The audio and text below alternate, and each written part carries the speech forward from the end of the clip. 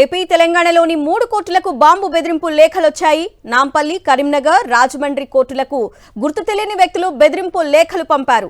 దీంతో పోలీసులు అలర్ట్ అయి కోర్టులో బాంబు స్క్వాడ్తో తనిఖీలు చేస్తున్నారు. జడ్జిలు, న్యాయవాదులు, కోర్టు సిబ్బందిని బయటకు పంపి తనిఖీలు చేపట్టారు పోలీసులు.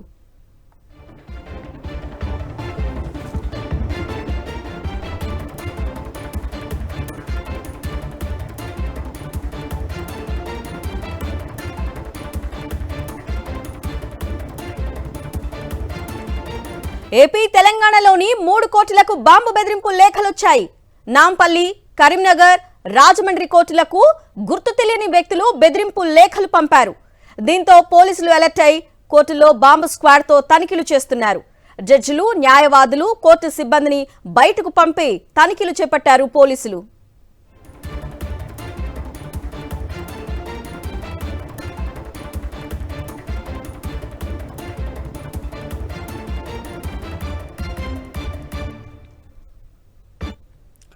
తెలుగు రాష్ట్రాల్లోని 3 కోర్టులకు బాంబు బెదిరింపు లేఖలు వచ్చాయి. మరింత సమాచారాన్ని మా ప్రతినిధి రమణని అడిగి తెలుసుకుందాం కరీంనగర్ నుంచి.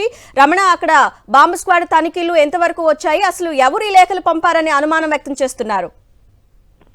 కరీంనగర్ కోర్టుతో పాటుగా అటు నాంపల్లి సిబిఐ కోర్టుకు, అదేవిధంగా అటు తెలుగు రాష్ట్రాల్లో ముఖ్యంగా ఆంధ్రప్రదేశ్ లో తూర్పుగోదావరి జిల్లాలో ఉన్న రాజమండ్రి జిల్లా కోర్టు కూడా బాంబు బెదిరింపులు రావడం అనేది ఇప్పుడు 2 తెలుగు రాష్ట్రాల్లో తీవ్ర కలకలం వేస్తుంది. ముఖ్యంగా కరీంనగర్ కోర్టుకు సంబంధించి ఇప్పటికే తనిఖీలు ప్రారంభమయ్యాయి.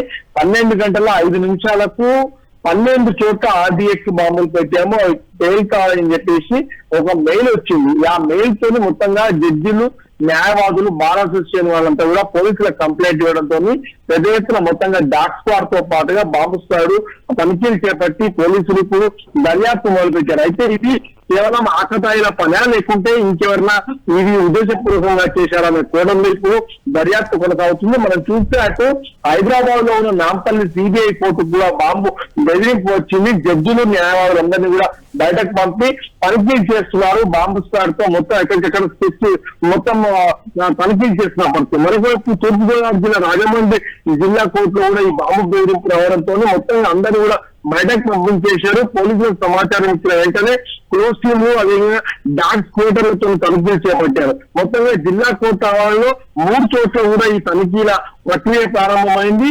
అసలు ఇది ఎవరు చేసి ఉంటారు అనే ఒక కోణంలో దర్యాప్తు జరుగుతుంది. మొత్తంగా 12 గంటల 5 నిమిషాలకు ఈ బాంబులు వెళ్తాయన్నట్టుగా 3 కోట్లకు కూడా సేమ్ మెయిల్స్ రావడం పట్ల ఇది ఎవరు చేసి ఉంటారు అనే కోణంలో దర్యాప్తు జరుగుతుంది. కానీ ఇప్పటికైతే సమయం దాటిపోయింది కాబట్టి, వాళ్ళు చెప్పిన సమయం దాటిపోయింది కాబట్టి ఇప్పటివరకు అయితే ఎలాంటి ప్రమాదం జరగలేదు. కానీ ఇది ఎవరి పని అనే కోణంలో మాత్రం దర్యాప్తు జరుగుతుంది. అదేవిధంగా పూర్తి క్షుణ్ణంగా తనిఖీలు జరుగుతున్న ప్రక్రియను అయితే మన కరీంనగర్ కోర్టులో కనిపిస్తుంది.